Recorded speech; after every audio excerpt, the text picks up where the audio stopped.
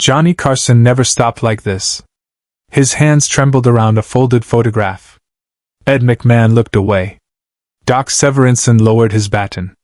No one knew what was coming. The studio lights burned hot above Studio One at NBC Burbank.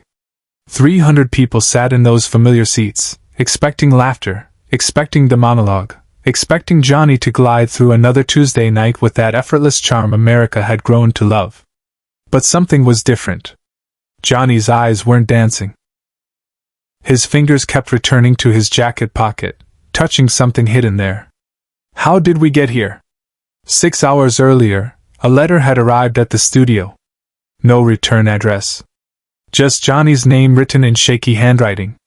Inside was a photograph, folded twice, edges worn soft from years of handling. And a note. 3 sentences that would change everything about this night.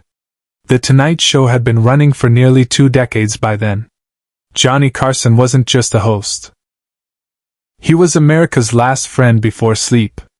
The man who made the country laugh through assassinations, wars, scandals, and heartbreak. His desk was a throne. His timing was a weapon. His silences were as famous as his jokes. But tonight, Johnny carried weight. The monologue began at 11:31 p.m., right on schedule. Johnny walked through the rainbow curtain, waved to the crowd, shook hands with Ed, and took his mark. The band played. The applause swelled. Everything looked normal. "Welcome to the Tonight Show," Johnny said, his voice smooth as aged whiskey. "We've got a great show tonight. Dom DeLucy is here, we've got a young comedian from Boston, and later Doc's gonna play something that'll make you wonder if he's been drinking." Laughter. Doc Severinsen raised his trumpet in mock offense. Ed McMahon's famous laugh rolled through the studio. But backstage, Johnny had made a decision no producer would have approved.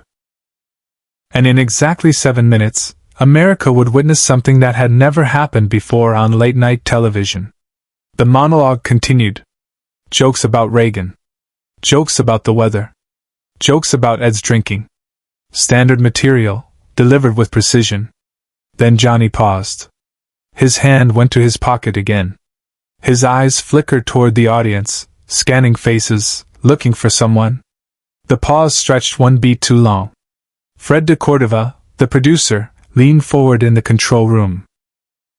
Something was off. "You know," Johnny said, his tone shifting, "we get a lot of mail here at the show. Most of it's jokes. Some of it's complaints. But every once in a while..." He stopped. Pulled the photograph from his pocket. Unfolded it slowly. The studio went quiet. Not television quiet. Real quiet.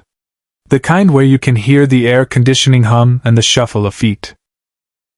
"Every once in a while," Johnny continued, his voice lower now, "someone sends you something that reminds you why you do this."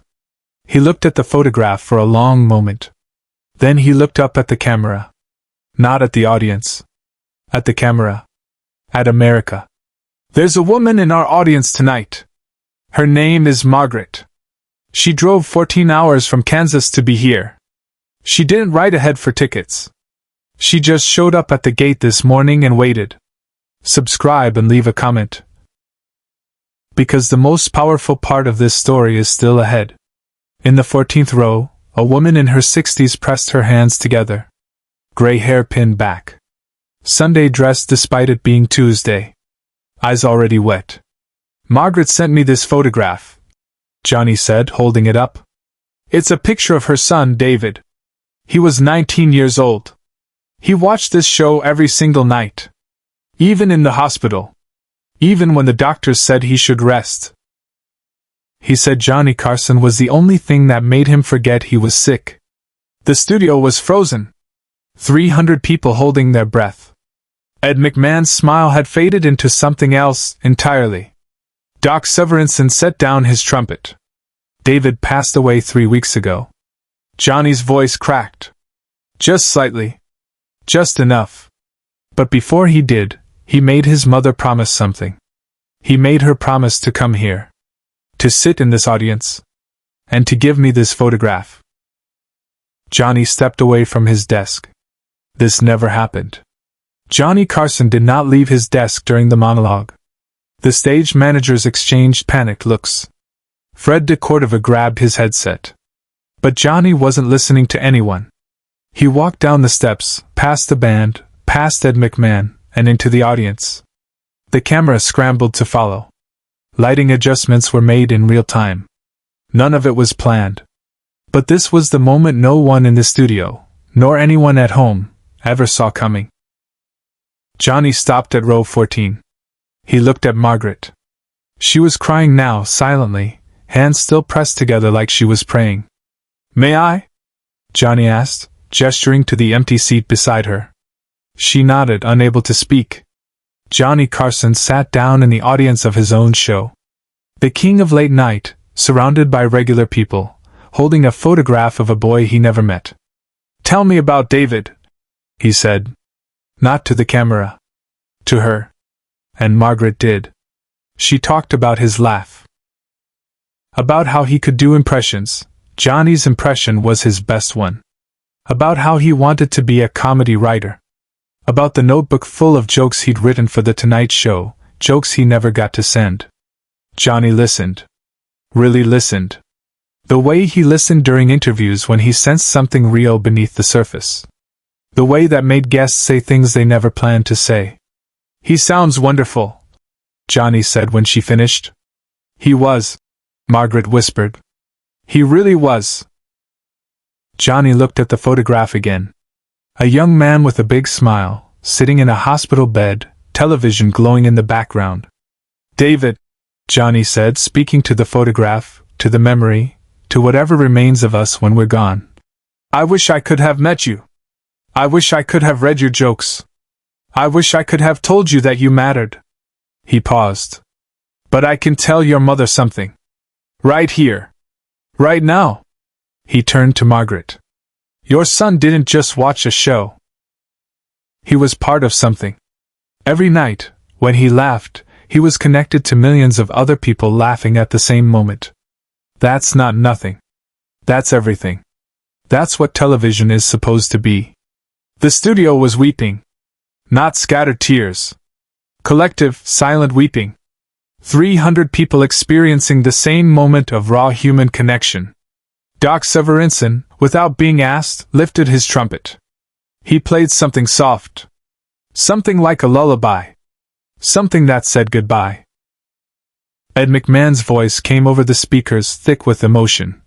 "Ladies and gentlemen, David." And the audience rose. Every single person. Standing ovation for a 19-year-old boy they never knew. For a mother who drove 14 hours on a promise. For the host who broke his own rules to honor something bigger than entertainment. Johnny stayed seated next to Margaret through the entire ovation. He held her hand. He didn't look at the camera. He didn't perform grief. He just sat there, being human. Share and subscribe. Make sure this story is never forgotten. After the commercial break, the show continued. Dom DeLucy came out.